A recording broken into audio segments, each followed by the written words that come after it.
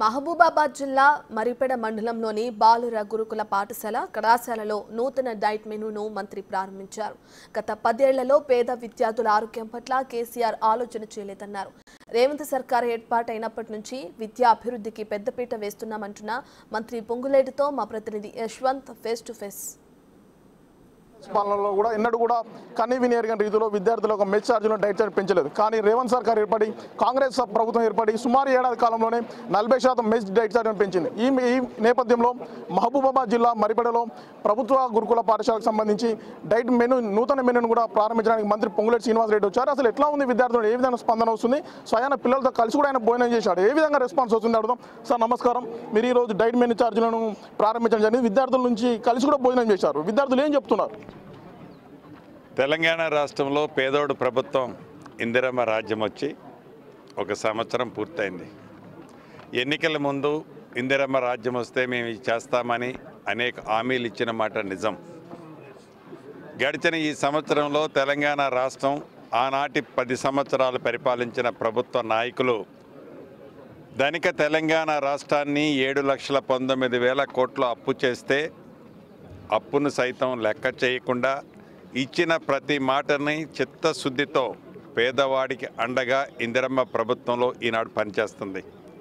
దాంట్లో భాగంగా పేదోడు పిల్లోడు కూడా మంచిగా చదువుకునే విధంగా, ఇది ఎన్నికల హామీ కాదు, పేదోడు పిల్లోడు కూడా మంచిగా చదువుకునే విధంగా, పేదోడు చిరు కోరికలో వాడి పిల్లోడు మంచిగా తినాలనే కోరిక ఏదైతే ఉందో, ఇందిరమ్మ ప్రభుత్వంలో గడిచిన 10 సంవత్సరాల్లో ఆనాటి ప్రభుత్వము డైట్ ఛార్జెస్ కానీ కాస్మెటిక్ ఛార్జెస్ కానీ పెంచాలని జ్ఞానం లేకపోవడం దురదృష్టకరం.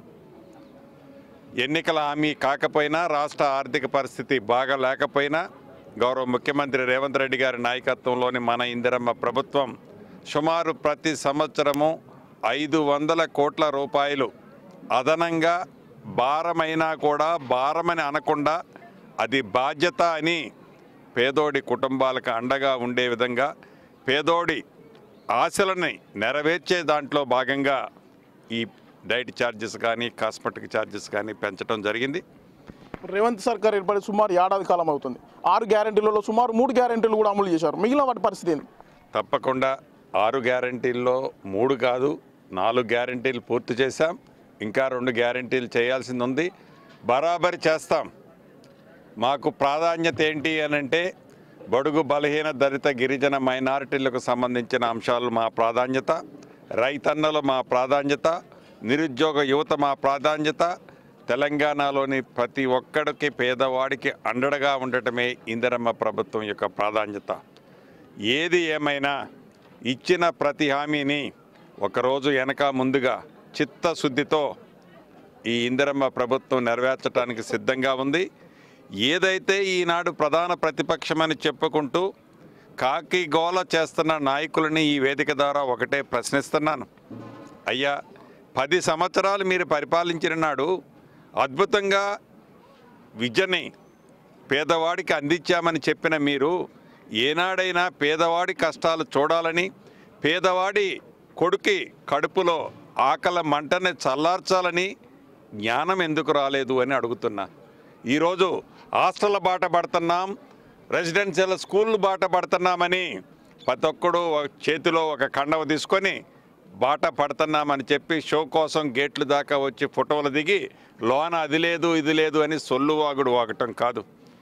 మీరు పరిపాలించిన నాడు మీరు ఏదైతే ఈ హాస్టల్ ఉందో ఈ హాస్టల్లో చిత్తశుద్ధితో మీరేం చేశారనేది ఒక్కసారి మీరు ప్రశ్నించుకుంటే ఈ గడిచిన సంవత్సరంలో ఇందిరమ్మ ప్రభుత్వంలో ఏమి చేశామో మీకు కళ్ళు కనిపిస్తాయి.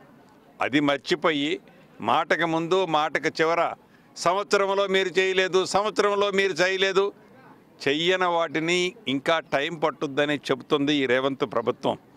చేసే వాటిని చాలా స్పష్టంగా చేసింది. ఇప్పటికైనా మీకు అసెంబ్లీ సాక్షిగా గౌరవ ముఖ్యమంత్రి రేవంత్ రెడ్డి గారు ప్రధాన ప్రతిపక్ష నాయకుడిని ఆహ్వానించారు. అసెంబ్లీకి వచ్చి నీకు అపారమైన అనుభవం ఉందని చెబుతుంటివి కదా, ఒకసారి అసెంబ్లీకి వచ్చి మేము సరిదిద్దుకోవాల్సిన ఏమన్నా ఉంటే మంచి సూచనలు ఇవ్వమని చెప్పింది రేవంత్ ప్రభుత్వం. రావాలనే ఆలోచన కానీ నీ ఫామ్ హౌస్ వదలాలనే జ్ఞానం కానీ నీకు లేకపోవటం దురదృష్టకరం. ఫైనల్గా కాంగ్రెస్ పార్టీ ఏర్పడి ఏడాది కాలం పూర్తవుతుంది. మీరు అప్పుడు బీఆర్ఎస్లో క్రియాశీలంగా పనిచేశారు, ఇప్పుడు కీరోలుగా కాంగ్రెస్ పార్టీ ప్రభుత్వంలో కీరోలుగా పనిచేస్తున్నారు. దీనికి వ్యత్యాసం ఎలా అనిపిస్తుంది? కాంగ్రెస్ పార్టీ అంటే అది ఒక పెద్ద సముద్రం.